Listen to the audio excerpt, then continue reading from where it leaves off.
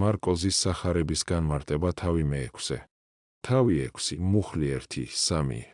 და გამოვიდა მიერ და მოვიდა თვისა მამულად და მოსდევდეს მას მოწაფენი მისნი.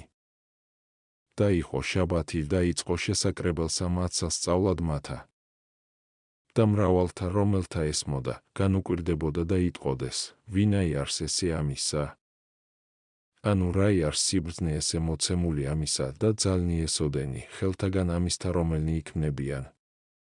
ანუ არა ესე არსა ხუროისა იმის და ძე მარიამისი და ძმა იაკობისი და იოსესი, იუდაისი და სიმონისი. და დანი მისნი ყოველნი ჩვენთანა არიან. და დააბრკოლდებოდეს მისა მიმართ. უფალი მოდის მშობლიურ მხარეში, იმიტომ კი არა, თითქოს არ იცოდა უყურადღებობას რომ გამოიჩენდნენ, არამედ იმიტომ რომ შემდგომში არ ეთქვათ, ის რომ მოსულიყო ვირწმუნებდითო. მოდის აგრეთვე რათა ამხოლოს შურიანისნე თავისი თანამემამულეებისა, რამე თუ მაშინ, როდესაც ასე ამკობდა მათ სამშობლოს როგორც მოძღვრებით, ისე სასწაულებით, ამის ნაცვლად ამცირებდნენ უფალს მისი რარიბული წარმომავლობის გამო. აი როგორი ბოროტებაა შური. ის ყოველთვის ცდილობს დააბნელოს კეთილი და არ აძლევს საშუალებას მოშულნეებს დაინახონ იგი. მსგავსად ამისა, ახლაც მრავალნი თავიანთი კეთილგანწყობისა და უკიდურესი არა კეთილშობილების გამო, სახელს უტეხენ ზოგიერთებს მათი მდაბიო წარმომავლობის გამო, თუმცა ისინი ყოველგვარი პატივის ღირსნი არიან. თავი 6, მუხლი 4, 5. ხოლო იესო ეტყოდა, არა არს წინაწარმეტყველი შეურაცხ, გარნათვისა სოფელსა და ნათესავთა შორის მისთა და სახლსა შინათვისა. და არა ქმნა მომძალი არცა ერთი, გარნა მცირედთა სნეულთა ხელი დასტვა და განკურნა იგინი. უფალი საუბრობს საერთოდ ყველა წინასწარმეტყველზე, რომ ისინი არ სარგებლობენ პატივით თავიანთ სამობლოში, ნათესავებსა და შინაურებს შორის. ყავთ მათ გამოჩენილი ნათესავები. ამ შემთხვევაში ამ ნათესავებს შურთ მათი და ამიტომ შეურაცხყოფენ. ღარიბულნი წარმომავლობისანი არიან. ისევ ამცირებენ მათი რარიბული წარმომავლობის გამო. უფალს არ შეეძლო იქ არ ესრულებინა საცსაულები არა იმიტომ რომ უძულური იყო, არამედ იმიტომ რომ ისინი ურწმუნო ადამიანები იყვნენ. ინდობს რამათ იგი არ აღასრულებს სასწაულებს, რათა კიდე უფრო მეტად არ განისაჯონეს ადამიანები, როგორც ისინი, ვინც არ ირწმუნეს, სასწაულის ხილვითაც კი.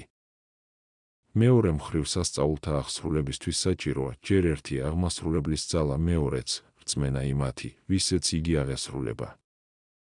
რამდენადაც აქ ამ პირობათაგან მეორე აკლდა, ანუ განკურნების საჭიროების მქონეთა რწმენა, უფალმა არაკეთილინება აღესრულებინა სასწაულები.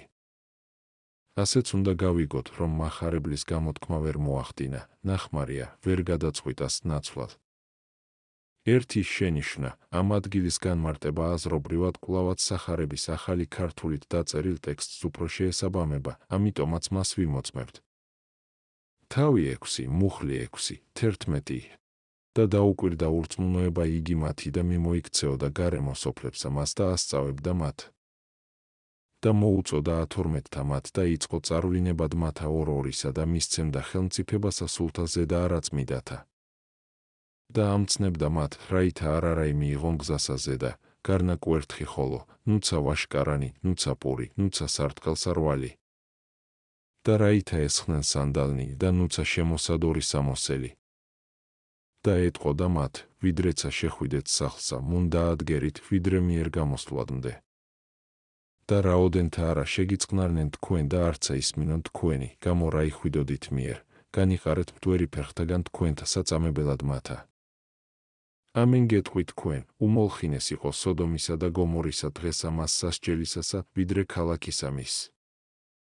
უფალი ასწავლებდა არა მხოლოდ ქალაქებში, არამედ სოფლებშიც, რათა გცოდნოდათ, რომ ჩვენც არ უნდა უგულებელყოთ პატარა ქალაქები, არც მუდმივად დიდ ქალაქებში ვიაროთ, არამედ უნდა ვთესოთ სიტყვა უმნიშვნელო ადგილებშიც. შემდგომში ის არა მხოლოდ თავად ასწავლის, არამედ გზავნის ტავის მოწაფეებსაც, ამასთან ორ-ორს, რათა უფრო თამამნი იყვნენ. სხვაგვარად, მას რომ ისინი თითო-თითო გაეგზავნა, ერთი ისე თამამად ვერ იმოქმედებდა, ხოლო ორ-ორზე მეტი რომ გაეგზავნა, მოციქულთა რაოდენობა არ იქნებოდა საკმარისი ყველა სოფლისათვის. ამრიგად გზავნის ორ-ორს, უმჯობეს არიან ორნი ერთისა, ამბობს ეკლესია ისტე 4:9. ამცნებდათ მათ, თან არაფერი წაეღოთ, არც ფუთა, არც ფულის სარტყელით, არც პური, რათა ამ გზით ესწავლებინა არამომხვეჭელობა და რომ სხვებს, მათ შემხედვარეს გული მოლბობოდათ, როდესაც ისინი არამომხვეჭელობის სწავლებას დაიწყებდნენ იმითი, რომ თავად არაფერი გააჩნდათ. მართლაც და ვის არ მოულბება გული და არც ახალისდება, არ იყოს მომხვეჭელი, როდესაც ხედავს, რომ მოციქულს არ მიაქვს თან არც ფუთა, არც პური, რომელიც ყველაზე უფრო საჭიროა ჩვენთვის. უბრძანებს მათ იყვნენ ერთ სახლში, რათა არ იფიქრონ მათზე, თითქოს ისინი ადგილს იცვლიან გემოთმოყვარეობის გამო და ეხეტებიან რა ერთიდან მეორესთან. მათგან ვინც მათ არ შეიწყნარებდათ, უფლის სიტყვებით უნდა გაეყარათ მტვერი ფერხთაგან თვისთა, იმის ნიშნად რომ დიდი გზა გამოიარეს მათი გულისთვის, თუმცა მათ სარგებელი ვერ ჰპოვეს, ან და ნიშნად იმისა, რომ არაფერი წაუღიათ მათგან, მტვერიც კი, პირიქით. ისინიც კი განიყარეს, რათა ეს ქცეულიყო და სამოწმებლად მათ და, ანუ სამხილებლად. ამენ გეტყვით თქვენ, უმოლხინეს იყო სადღომისა და გომორისა დღეს მას სასჯელი, ვიდრე ქალაქსა მას. რამე თუ სოდომელები დასჯებიან რა აქ, იქ უფრო იოლ სასჯელს მიიღებენ, ამასთან მოციქულები არ ყოფილან გაგზავნილნი მათთან, წინააღმდეგ ამისა, ისინი ვინ არ მიიღო მოციქულები, მათზე უფრო უძვირეს სატანჯველს დაითმენენ. თავი 6, მუხლი 12, 13. და გამოვიდეს და ქადაგებდეს, რაითა შეინანონ. და ეშმაკნი მრავალნი განასხნას და სცხებდეს ზეცსა მრავალთა სნეულთა და განჰყურნებდეს. იმაზე, რომ მოციქულები ზეცს სცხებდნენ, მხოლოდ მარკოზი საუბრობს და იაკობი, ძმა უფლისა, თავის კათოლიკე ეპისტოლეში უძლურ თუ ვინმე არს თქვენ შორის, მოუწოდენ ხუცესთა ეკლესიისათა და ილოცონ მის ზედა და სცხონ მას ზეთი სახელითა უფლისაითა, იაკობი 5:14. ზეთი სასარგებლოა სნეულებათა წინააღმდეგაც, იგი მიდის განსანათლებელად იხმარება მხიარული სულიერი განწყობილების დროს და აღნიშნავს ღვთისმოწყალებასა და სულიწმინდის მადლს, რითაც სნეულებებს განვეშორებით და რომლისგანაც ვიღებთ სინათლეს, სიხარულს და სულიერ მხიარულებას. თავი 6, მუხლი 14, 16. და ესმა ჰეროდეს მეფესა, რამე თუ განცხადნა სახელი მისი და იტყო და ვითარმეთ, იოანე ნათლისმცემელი მკვდრეთით აღდგომილ არს და მისთვის იქნებიან ძალნი მისნი თანა. და სხვანი იტყოდეს, ელია არს გინა, ვით არც ერთი წინაწარმეტყველთაგანი პირველთაი.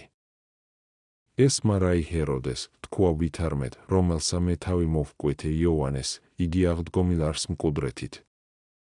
ეს ჰეროდე იყო ვაჟიშვილი ჰეროდესი, რომელმაც მოსწყვიტა ყრმები. როგორც მეოთხედ მთავარას მარკოზი მას მეფეს უწოდებს და ამ სახელს მკაცრი მნიშვნელობით არ ხმარობს.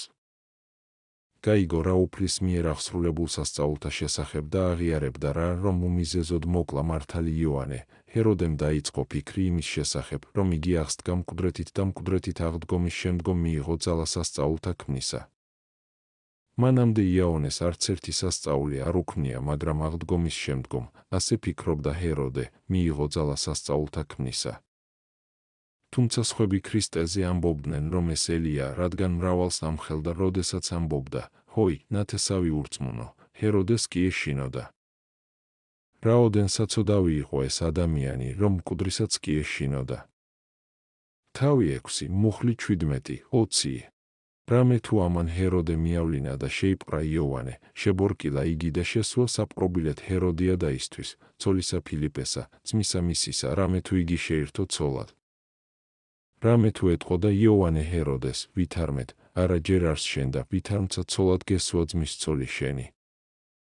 ხოლო ჰეროდიას გულსა დაედვა მისთვის და უნდა მოკლა იმისი და ვერ ხელა ეწიფა. რამე თუ ჰეროდეს ეშინოდა იოანესა და იცოდა იგი, რამე თუ კაცი მართალი და წმიდა იარს, და სცვიდა მას და ისმინის მისი და მრავალსა პატივსა უყოფდა და ჯეროვნად ისმენდა მისსა. სარგებლობს რა შემთხვევით, მარკოზი ათავსებს აქ ჩართულ სიტყვას ნათლისმცემლის სიკვდილზე.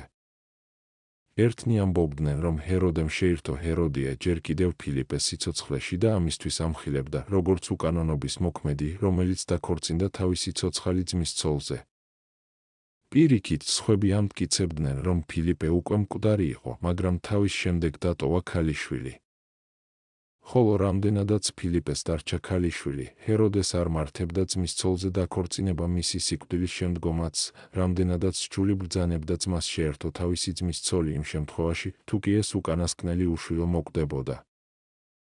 მაგრამ შემთხვევაში დარჩა ქალიშვილი, მაშასადამე, ჰეროდეს ქორწინება უკანონო იყო. შეხედე რა ძლიერია ხორციელი სიყვარულივნება. აი ჰეროდემ, რომელსაც ამხელა პატივისცემა და შიში ჰქონდა იოანესი, არაფრად ჩააგდო ეს, რათა მხოლოდ დაეკმაყოფილებინა თავისივნება. თავი 6, მუხლი 21, 29.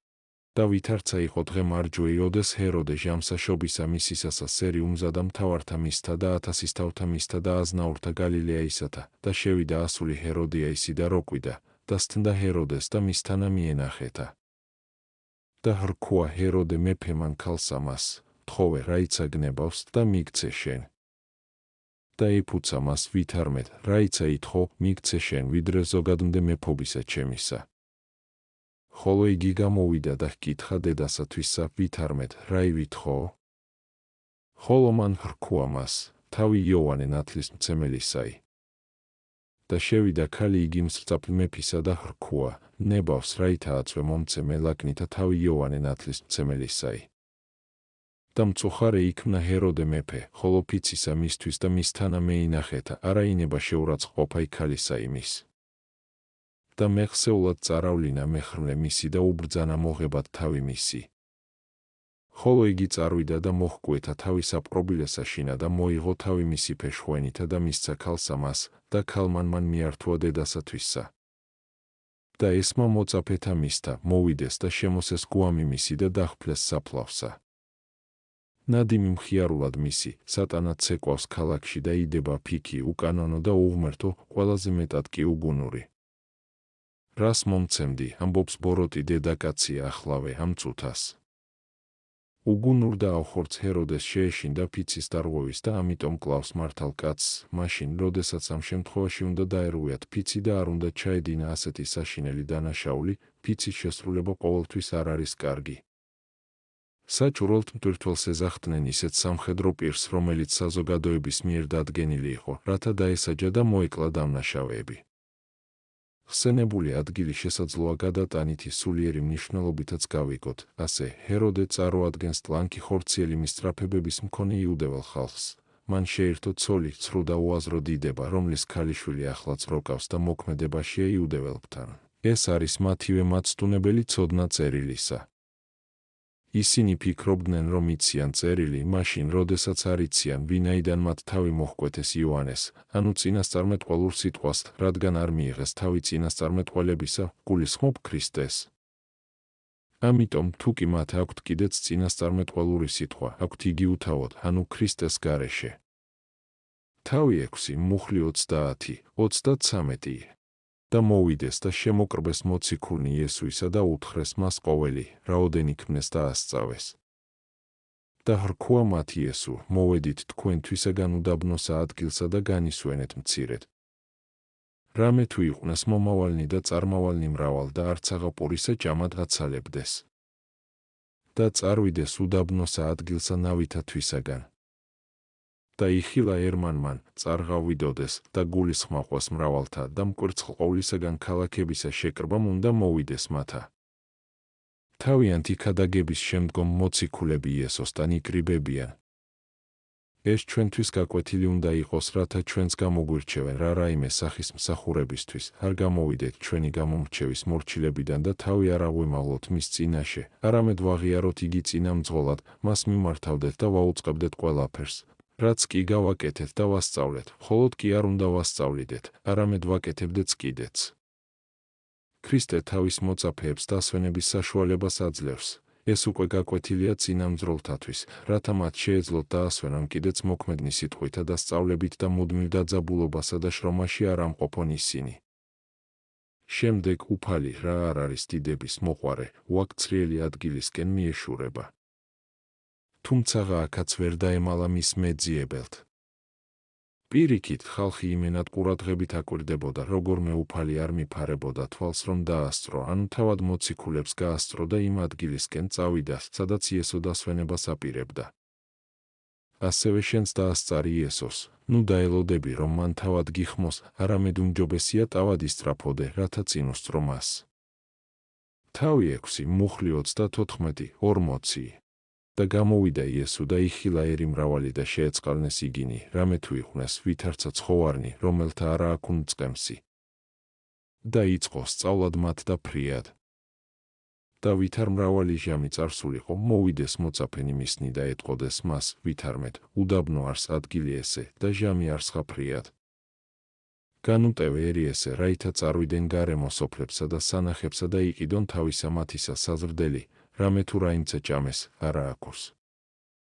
ხოლო თავად მან მიუგო და ხრქუა მათ, ეცით თქვენ მაგათ ჭამადი. ხოლო მათ ხრქუეს მას, წარვიდეთ და ვიყიდოთ 200 დრახკნისა პური და ვსცეთ მათ ჭამადი. ხოლო იესო ხრქუა მათ, რაოდენი გაქვს პური? მივედით და იხილეთ. და იხილეს და ხრქუეს, 5 პური და 2 თევზი. და უბრძანა მან დასხდომა იმათ ყოველთა პურის მთეთ მწვანილსა ზედა თივისასა. და დასხდა მწყობრად 100 და ერგასისი. ფარისევლები იყვნენ რამტაცებელი მგლები, ერის გადარჩენაზე კი არ ზრუნავდნენ, არამედ ნთქავდნენ მას. ამიტომაც ერი მათი გვერდის ავლით იკრიბება ქრისტესთან, ჭეშმარიტ მწყემსთან. და ქრისტე აძლევს მას საზრდელს, თავიდან უფრო სასარგებლოს და ფასუელს, სიტყვის სახით, შემდეგ კი ხორციელსაც. მაგრამ შეხედე მოწაფეებს, როგორი კაცთმოყვარეობით გამოირჩევიან ისინი. ეცოდებათ რა ერი მიდიან ქრისტესთან და უწყებენ მუდარას მასზე. უფალი კი მოულენ რასაც სტურს და სცდის მათ, შეიცნეს თუ არა მისი ძალა, რომ მას შეუძლია გამოკვებოს ერი, ამბობს, ეცით თქვენ მაგათ ჭამადი. ამაზე მოწაფეები საყვედურის სახით უჩვენებენ ერთი მხრივ სიდიდეს თავინათი სიმწირისა, მეორე მხრივ კი ერის სიმრავლეს, თითქოს და მან არ იოცდეს ეს. ამ გასაჭირში მყოფნი ისინი ამბობენ, წარვიდეთ და ვიყიდოთ 200 დრახკანისა და ვსცეთ მათ ჭამადი. საბოლოოდ უფალი აიძულებს ყველას დასხდნენ ბალახს ერიგებად, ანუ თითქოს და სხვადასხვა მაგიდებთან.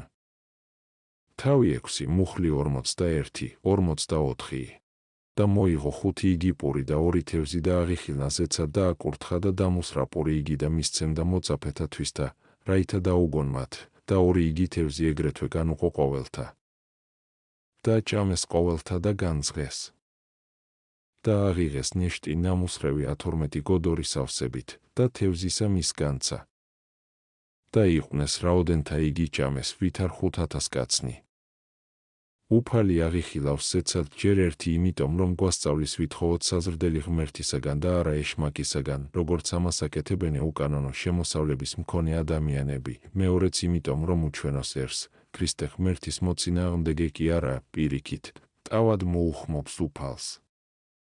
აძლევს პურს მოწაფეებს, რათა მათ არ დაივიწყონ სასწაული. მას შემდეგ, რაც საკუთარი ხელით იხმიეს პური, 12 გოდორი ნამუსრევი რჩება ისევ იმიტომ, რომ თითოეულმა მოციქულმა მხრებით ატარებს რა გოდორს არ დაივიწყოს სასწაული. ის, რომ არა მხოლოდ განძრა ამხელა სიმრავლე ხალხისა, არამედ ზედმეტიც დარჩა, არის ნიშანი გარდამეტებული ძალისა ქრისტეში. მოსე მართალია აძლევდა მანანას, მაგრამ მხოლოდ საჭიროებისათვის თოთოეულისა, ვინაიდან იმას, რაც რჩებოდა მატლები უჩნდებოდა. ილიასაც ცნობილი დედაკაცის გამოსაკვებად მხოლოდ იმდენი მოჰქონდა, რამდენიც საკმარისი იქნებოდა კვებისათვის.